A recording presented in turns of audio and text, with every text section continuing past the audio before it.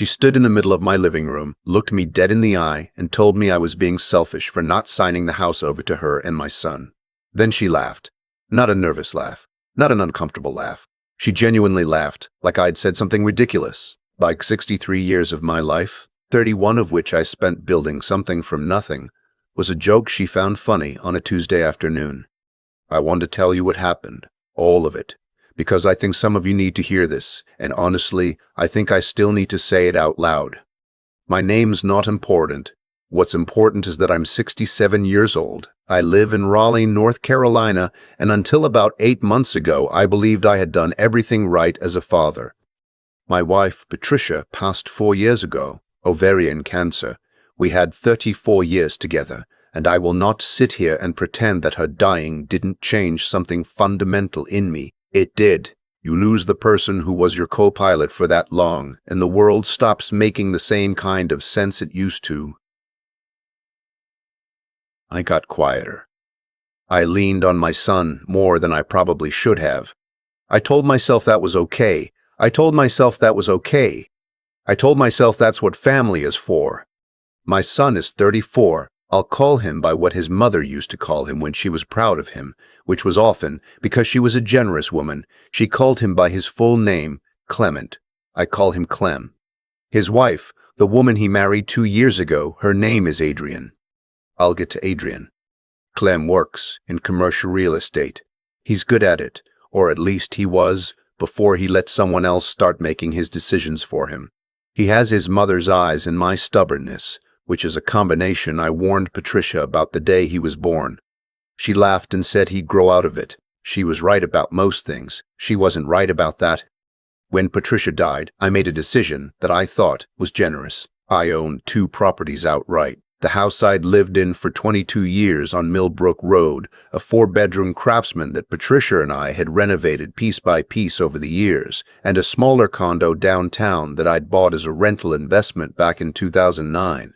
Both paid off. No mortgage on either. I had my retirement accounts, my Social Security, and a modest portfolio that my financial advisor had helped me build over 30 years of careful, boring, unglamorous saving.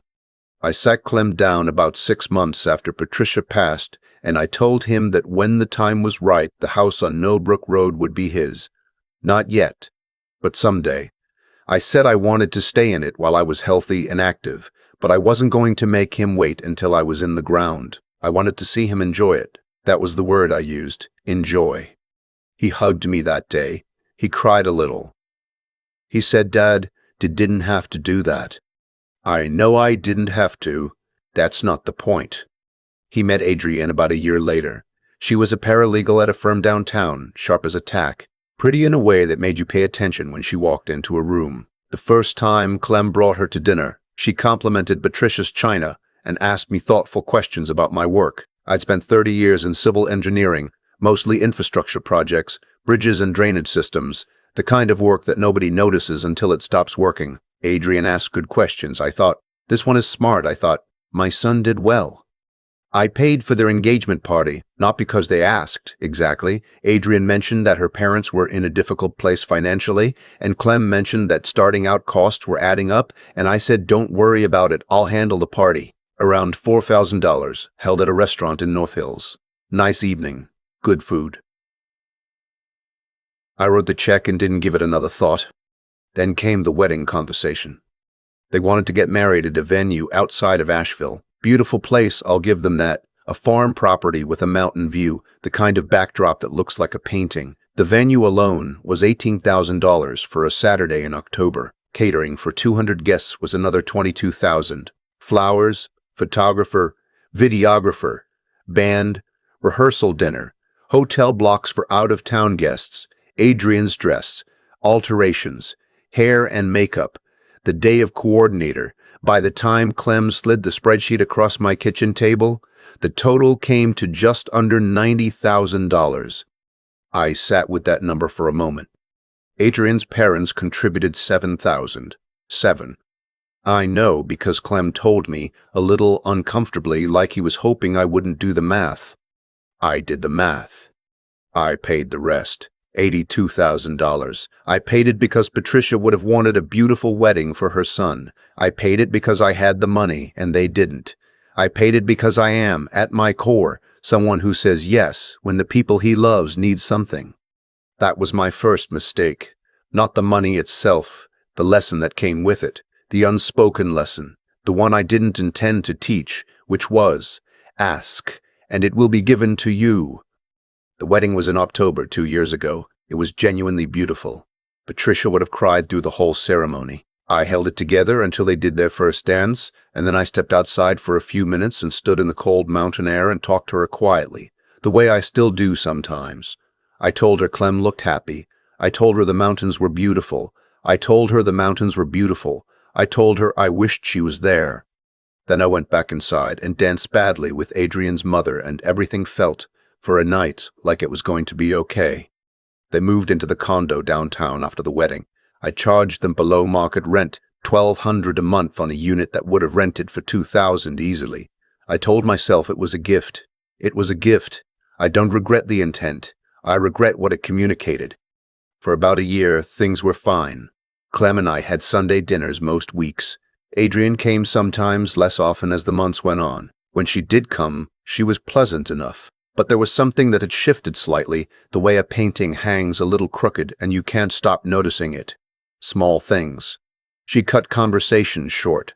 She'd check her phone at the table. Once when I mentioned I was thinking about doing some updates to the Millbrook Road house, new HVAC system, maybe refinish the hardwood floors, she said with a smile that didn't quite reach her eyes, "Well, I guess it doesn't make sense to invest too much in a place you're not going to be in forever." I didn't say anything. I filed it away. Then Clem called me on a Thursday morning in February, about 8 months ago. He said Adrian and he wanted to come over Saturday to talk. I said, of course, I'll make lunch. He said don't go to any trouble. I made a pot of chili anyway because that's what you do. They arrived at noon. Adrian was dressed like she was going to a meeting, which I noted but didn't comment on. We sat at the kitchen table, the same table where Patricia and I had paid bills and argued about nothing and celebrated every good thing that ever happened to our family. And Adrian opened a leather folder she'd brought with her and slid 2 pieces of paper across to me. It was a deed transfer document, already filled out, with my name on it as the grantor and their names, both of them joint tenants as the grantees, for the house on Millbrook Road. I looked at it for a long moment. I looked at Clem. He was looking at the table. I said, "What is this?" Adrian said, "We've been doing some research, and from a tax perspective and an estate planning perspective, it really makes the most sense to transfer the property now rather than later. We've already spoken to an attorney." She paused. "We thought you'd be glad to have it off your plate." "Off my plate. I have lived in this house for 22 years. I built the back deck with my own hands over 3 weekends in 2007. Patricia planted the rose bushes along the fence. My grandson's height marks are penciled on the doorframe of the pantry. Clem's nephew from my daughter, who lives in Savannah. This house is not something on my plate." I said, "I'm not signing this." Adrian said, "We thought you might be resistant, so we had the attorney explain the benefits."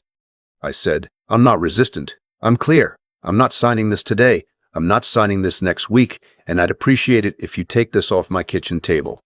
That's when she laughed. It wasn't loud. It was small and sharp, the kind of laugh that's meant to make you feel foolish. She looked at Clem, not at me, at Clem, and she said, "See, this is what I told you." Clem said, "Dad, we're not trying to take anything from you. We're just trying to plan." I said, "Then plan. But plan with your own attorney on your own time, not at my kitchen table with documents that already have my name on them." Adrian's expression changed. The pleasantness went away completely, like she'd taken off a coat. She said, "You told Clem this house would be his. You made a promise. We have built our entire financial plan around that promise." I said, "I told Clem the house would come to him. I did not tell you both to build a financial plan around a house that I still live in." She stood up. I don't know why she stood up. We were just talking, or I thought we were just talking, but she stood up and she put both hands flat on my kitchen table and she looked down at me and she said, "You are being deliberately cruel. You are doing this because you never fully accepted me into this family. And I want you to know that if you don't do the right thing here, there will be consequences for your relationship with your son." There it was, the actual offer on the table, the one that was under all the papers. The house or my son. I looked at Clem.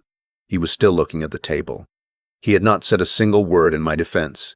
He had not pushed back on a single thing she said. He was 34 years old, my son. The boy I coached in Little League and drove to every debate tournament and sat with in the hospital when he had his appendix out at 17. And he was sitting at my kitchen table watching his wife threaten me. And he was looking at the wood grain like it held the answer to a question he was too afraid to ask. I stood up too. I said, "I think you both need to go." Adrian said, "We're not leaving until we have a real conversation about." I said, "This conversation is over. Please leave my home." She picked up the deed transfer from the table. She picked it up and she held it out toward me one more time, like I might change my mind if I just looked at it again. When I didn't take it, she set it back down, deliberately, right in front of me. Then she said, "You're going to regret this." And they left. I stood in my kitchen for a while after the door closed. The chili was still on the stove. I'd made enough for 4 people. I turned off the burner and sat down. I put my head in my hands, and I stayed like that for a while, long enough that the afternoon light shifted and the kitchen got quieter, and I thought about Patricia with an intensity I hadn't felt since the early days after she died. She would have known what to do. She always knew what to do. I called my daughter in Savannah that evening. Her name is Roxanne. She's 41. She teaches middle school science, and she has her mother's practical kindness and her father's complete inability to tolerate nonsense. I told her everything. She listened without interrupting, which is harder than it sounds, and when I finished she was quiet for a moment, and then she said, "Dad, this has been coming for a while. I just didn't want to be the one to tell you." I asked her what she meant. She said Adrian had called her twice in the past 6 months. She said Adrian had talked about the estate plan and suggested that Roxanne could be very helpful in getting Dad to see reason. She said she'd told Adrian both times that it was none of her business, and she hadn't told me because she didn't want to upset me. I asked Roxanne why she hadn't told me anyway. She said, "Because you loved having Sunday dinners with Clem again after Mom died, and I didn't want to take that from you." I had to get off the phone for a minute after that. Just for a minute. Here's what happened next, and I want to be precise about this because the details matter. On Monday morning, I called my attorney. His name is not important, but he has been my attorney for 19 years, and he knows my affairs the way a doctor knows a patient's history. I told him what had happened. He listened. He did not seem particularly surprised, which told me something about human nature that I tried not to dwell on too much. He said, "First thing, let's look at what's already in your estate documents." What was already in my estate documents was a will that I'd written 3 years prior, 2 years after Patricia died, that left the house on Millbrook Road to Clem and the condo downtown to Roxanne, with my retirement account split evenly between them. My attorney said, "Do you want to change anything?" I thought about it for longer than you might expect given everything. I thought about the Little League games. I thought about the debate tournaments. I thought about the hospital and Clem's face when they told him his appendix had to come out and how he'd reached for my hand without even thinking about it. I thought about his mother's eyes. Then I thought about him looking at the table. I said, "Yes, let's change some things." We revised the will. The house on Millbrook Road was removed from Clem's inheritance and transferred instead to a charitable remainder trust that Patricia had always talked about setting up for a scholarship fund at her alma mater, Western Carolina University. The condo remained Roxanne's. Clem received a modest cash inheritance, not nothing, because I am not a cruel man, but significantly less than what he would have received before that Saturday. Then I called the property I was renting to Clem and Adrian below market rate. I gave them 60 days written notice of a rent increase to market rate, $2,000 a month, effective in 60 days per the terms of their lease. I didn't terminate the lease. I just stopped subsidizing their life. Then I wrote 2 letters. The first was to Clem. I wrote it by hand, which took me 3 drafts because I kept starting over when it started to sound either too angry or too forgiving. What I finally wrote was the truth, as plainly as I could manage it. I told him I loved him. I told him I was not angry at him the way I might have expected to be. I was something sadder than angry, something closer to grief.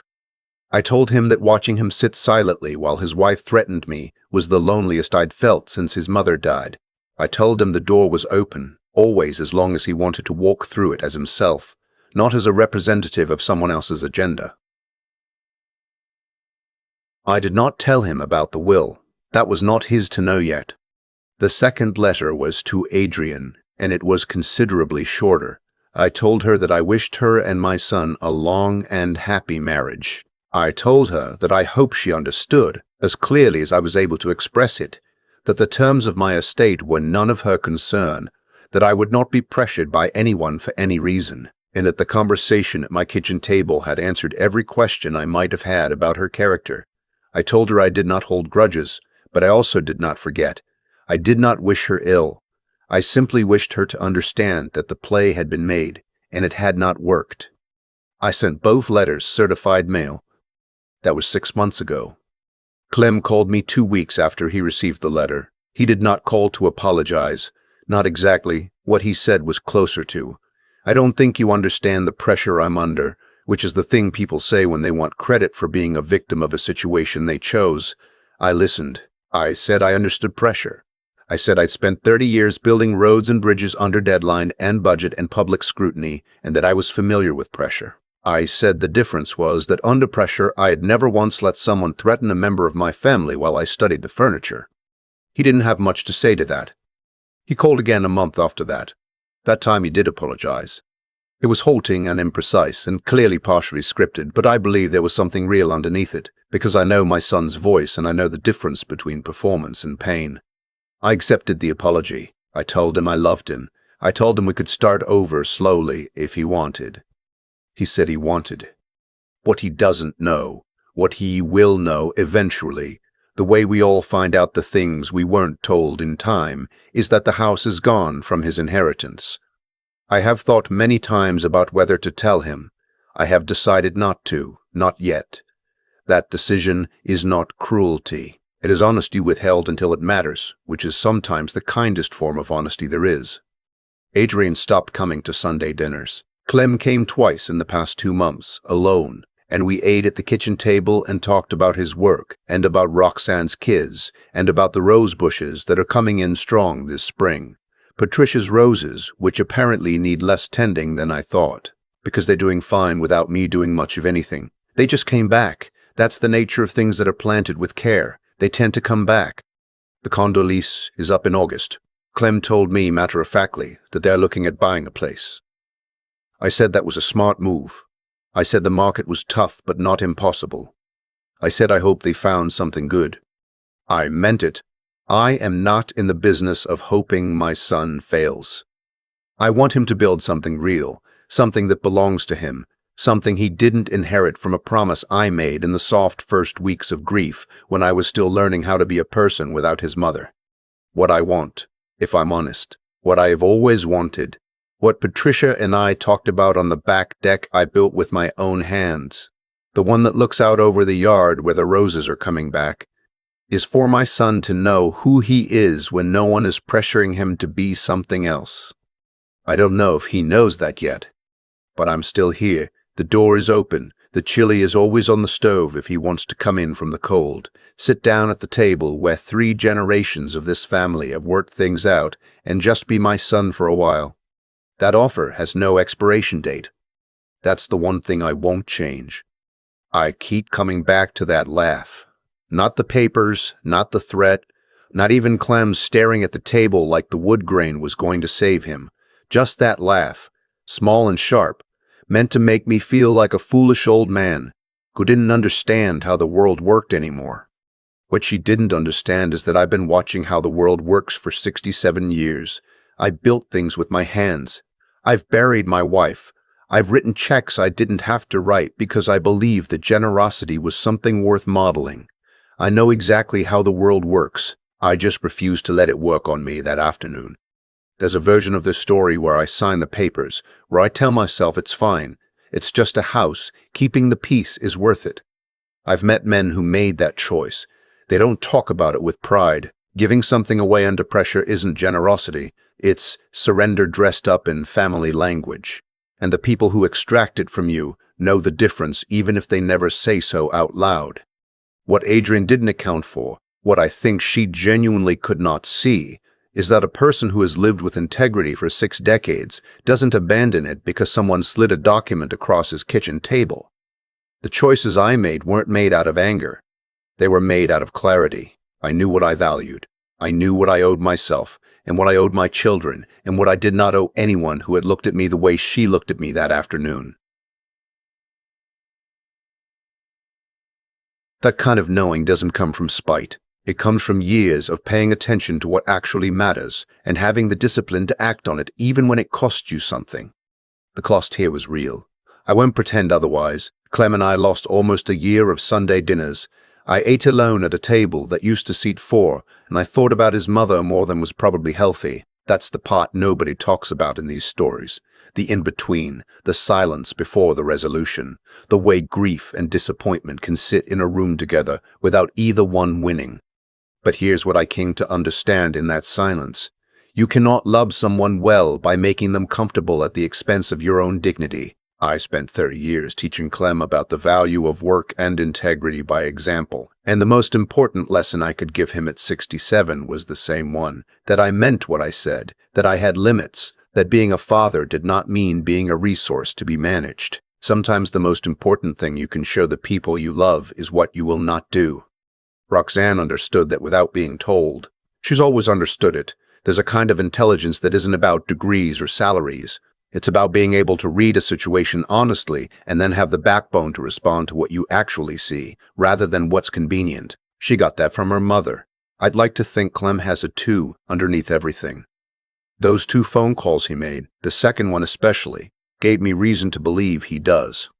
The rose bushes came back this spring. Patricia planted them in 2003 along the back fence, and I have never once known what I was doing with them.